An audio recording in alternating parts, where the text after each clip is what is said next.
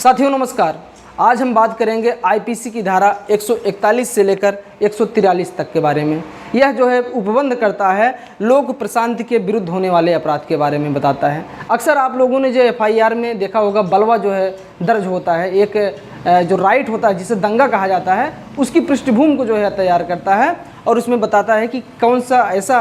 विधि विरुद्ध जो जमाव है वह कब जो है विधि विरुद्ध जो है जमाव कहा जाएगा, उसके लिए जो कंडीशन है, जो परिस्थितियां हैं, उनके बारे में जो है चर्चा करता है। तो आईपीसी की धारा 141 को सबसे पहले हम समझते हैं, जो यह बताता है कि विधि विरुद्ध जमाव यानी कि अनलॉफुल असेंबली। अक्सर जो है आप लोगों ने सुना होगा कि 5 या 5 से अधिक लोग जो है एक जगह पर इकट्ठा नहीं हो सकते हैं। कभी कभी धारा 144 जो है प्रशासन द्वारा लगा दिया जाता है, तो उस दौरान ऐसा होता है कि एक स्थान पर जो है 5 लोग जो है एकत्रित नहीं हो पाते हैं। लेकिन क्या ऐसी कंडीशन कब उत्पन्न होती है, तो उसके बारे में जो है बताया जा रहा है कि अगर 5 या 5 से अधिक लोग जो है एक जगह पर एकत्रित हैं तो वह जो है कब अनलॉफुल असेंबली होगी और कब वह विधि विरुद्ध माना जाएगा। तो उसके बारे में जो कंडीशन दिया गया है, सबसे पहले हम उसको समझ लेते हैं कि 5 या 5 से अधिक व्यक्तियों का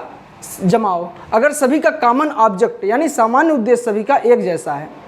भाई ऐसा भी हो सकता है कि 5 लोग जो है एक स्थान पर खड़े हों लेकिन सभी का उद्देश्य जो है एक जैसा नहीं है। कुछ उनका उद्देश्य इस प्रकार से है कि जिससे कि लोक प्रशांति को खतरा हो सकता है, तभी जो है विधि विरुद्ध जो है माना जाएगा। तो उसके बारे में सबसे पहले जो कंडीशन है उसके बारे में हम समझ लेते हैं कि केंद्र या राज्य सरकार द्वारा बनाए गए कानून।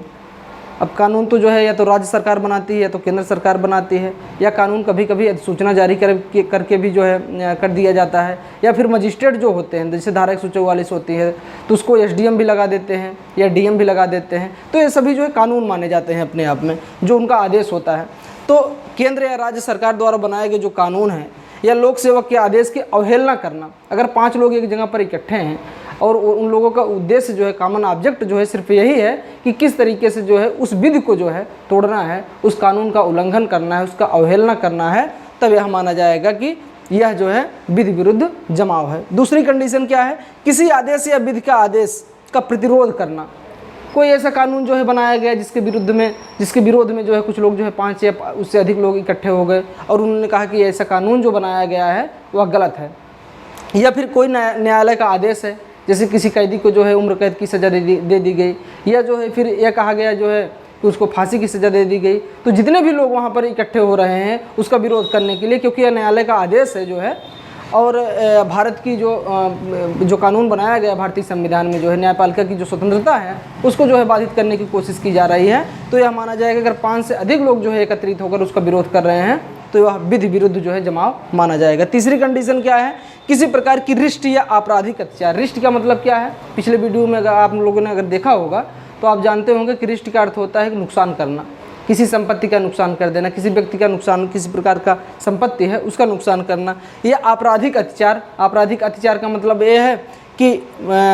जिसमें जो है, जिसे अगर कहीं पर जो है प्रवेश करने के लिए आपको प्रतिबंधित है, आप वहाँ पर प्रवेश कर रहे हैं। जैसे अगर 5 से अधिक लोग जो है इकट्ठे हैं, वो 5 की संख्या में हो सकते हैं, 10 की संख्या में होते हैं, 15 हो सकते हैं, या सैकड़ों लोग हो सकते हैं, और किसी ऐसे स्थान पर जो है वहाँ पर एकत्रित हो रहे हैं, जा रहे हैं, शामिल हो रहे हैं जहाँ पर उनको जो है प्रतिबंधित किया गया है, तो यह माना जाए कि वह विधि विरुद्ध जमाव है।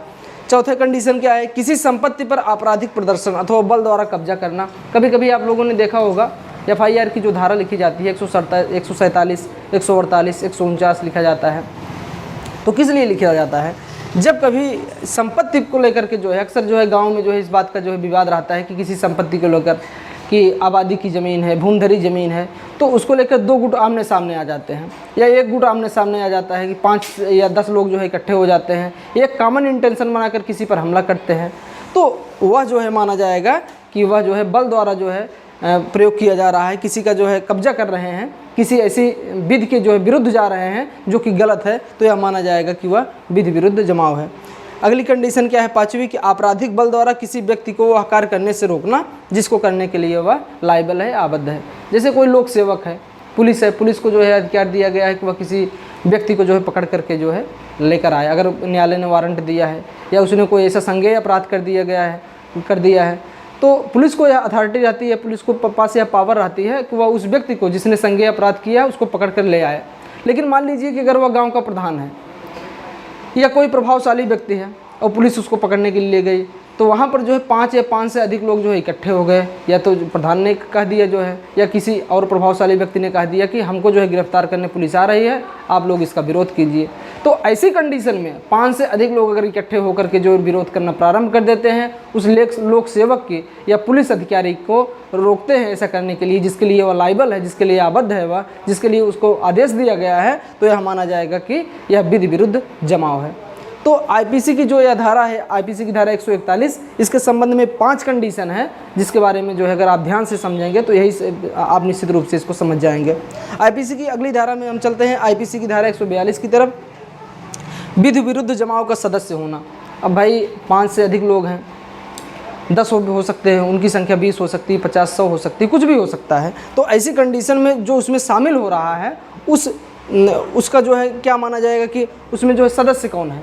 उसमें सदस्य माना जाएगा कि विधि विरुद्ध जमाव का सदस्य बन रहा है, वहाँ मौजूद रहता है, अर्थात उसे सभी तथ्यों के बारे में पता है। उसे यह पता है कि यह जो है असेंबली जो है या सभा जो है क्यों की जा रही है, यह विधि विरुद्ध है, उसको यह इस बात का जो है संज्ञान में है, और वह जान रहा है कि ऐसा करना कहीं ना कहीं जो है कानून के विरुद्ध है। और जो एक कंडीशन ऊपर दी गई है, इन कंडीशन में वह जो है आता है। अगर उसे इस बात की जानकारी है, इसके बावजूद भी वह जो है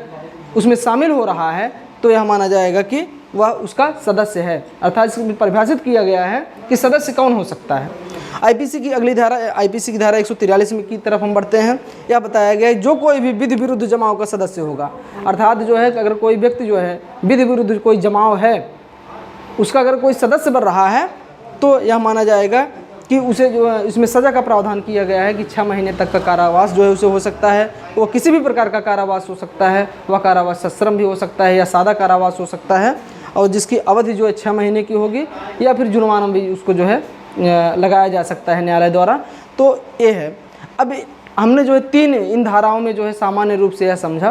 कि विधि विरुद्ध जमाव क्या होता है, लेकिन इसके बाद की जो कंडीशन होती है उसको अगली वीडियो में हम जो है पढ़ेंगे। आईपीसी की धारा जो है 144, 45, 46 और उसके जो दंड के प्रावधान है उसके बारे में हम देखेंगे कि उसमें अगर हिंसा हो रही है, कोई बल का प्रयोग किया जा रहा है, कोई वायलेंस किया जा रहा है, कानून को तोड़ा जा रहा है लोगों के द्वारा, तो यह माना जाएगा कि उसमें कौन कौन सी धाराएँ आती हैं, उसमें सज़ा क्या प्रावधान है, इसका जो है उल्लेख जो है इसका अवलोकन हम जो है अगली वीडियो में करेंगे।